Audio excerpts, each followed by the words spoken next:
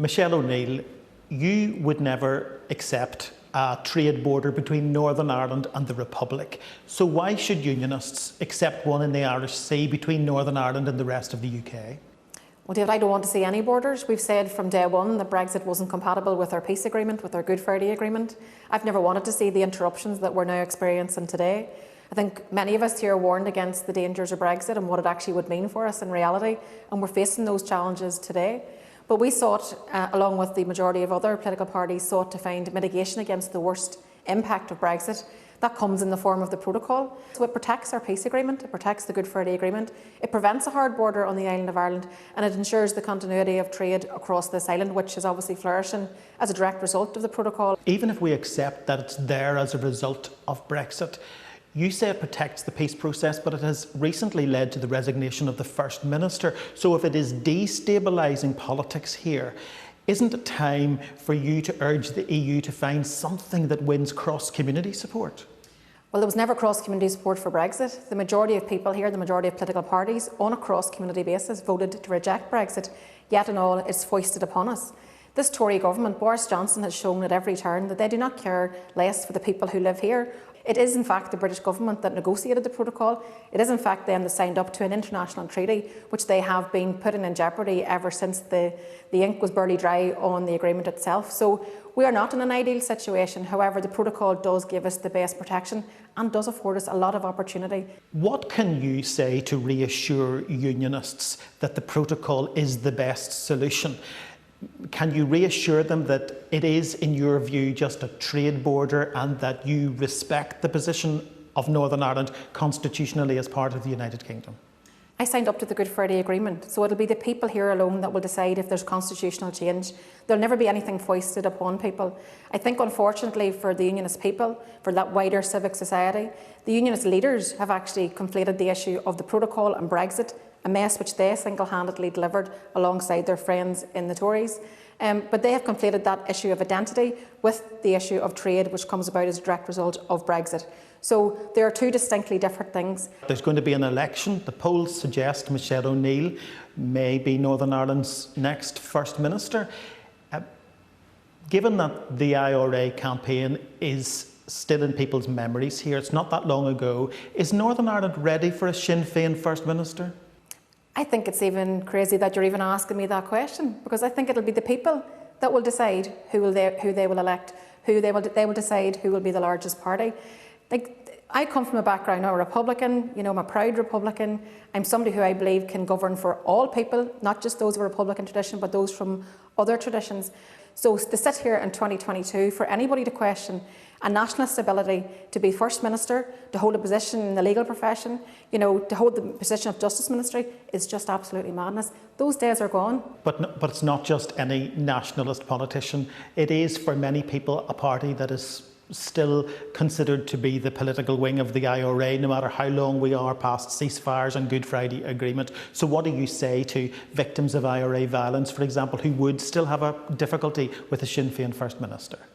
I think that we're a society that comes from conflict. We've had a very difficult past. We have to recognise that we've had a very difficult past. We also have to recognise that we've all had a very different experience of the past. My lived experience will be very different perhaps to someone else of my generation, some of my peers. But we have to recognise that. But we also have to deal with the past. So this British government that are intent on trying to cover over what they did here isn't a good situation, because how do we build for a better future if we don't properly deal with the past? You talk about the British trying to cover up the past. You're obviously talking about the proposed amnesty and historical prosecution of British Army veterans. What's the difference, though, between those veterans and former paramilitaries, be they Republican or Loyalist, who walked free after the Good Friday Agreement, or who were granted, in the case of many in the IRA, pardons? Well, firstly, again, I do not support in any shape or form an amnesty of any form for anybody. So let me be very clear about that. I am 45 years of age. I'm somebody who has been about the peace process from its inception. I'm someone who believes in the Good Friday Agreement. I'm somebody who believes in dealing with the past so that we all can move forward together. The British government have tried to block every step forward in dealing with the past, because for those to say, draw a line under it, forget that it happened, that doesn't work. The impact of conflict is intergenerational. So today's generation are still fighting the battles of the past. I don't want that for my children. I don't want it for my grandchildren. I don't want it for anybody else's children. If Unionists attempt to block Sinn Féin First Minister by refusing to nominate a deputy, is it time to consider voluntary coalition so that one of the smaller parties could nominate a deputy First Minister? Well, firstly, let me say this. The days of democracy on the terms of unionism alone are gone, and they're never going to return. So it'll be the people alone in this election that will decide who they wish to govern for them. When it comes to whether or not there should be a different form of government, you have to remember that we are a society coming out of conflict. You have to remember that we have special and unique circumstances here. So we can't be looking towards different systems right now. The Good Friday Agreement was an agreement that a lot of people put a lot of hard work into, nationalists and unionists, Republican and loyalist. A lot of sweat went in to bring about a peace agreement. That's something that I hold very dearly and something that I will protect at all turns. So I believe in the system of governance as a necessary piece of governance because of where we've come from.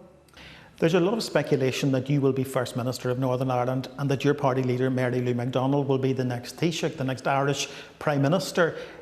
If that scenario arises, do you think that immediately opens the door to a referendum on Irish unity? Well, I certainly think that we're closer than we ever have been previously, and I think now is the time to plan, and that's why we're saying to the Irish Government, now is the time for them to make the preparation.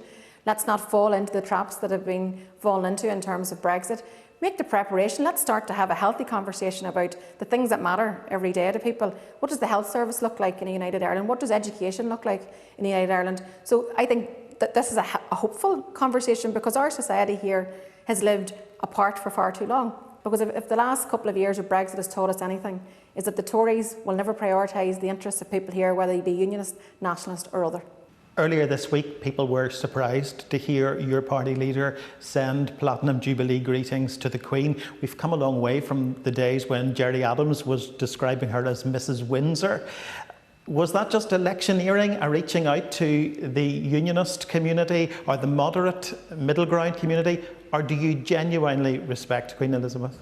Of course. I mean, I think we have to. I mean, we live in a society that's been so divided, and I respect the views of those of a unionist identity, those with a British identity, and those people that look towards the monarchy. It's not my thing, but that's okay. I can be respectful enough to understand that for the other people in my society, my community, that it's important to them. So that's why we've sent our best wishes, and I do so again today on your programme. Michelle O'Neill, thanks very much. Thank you.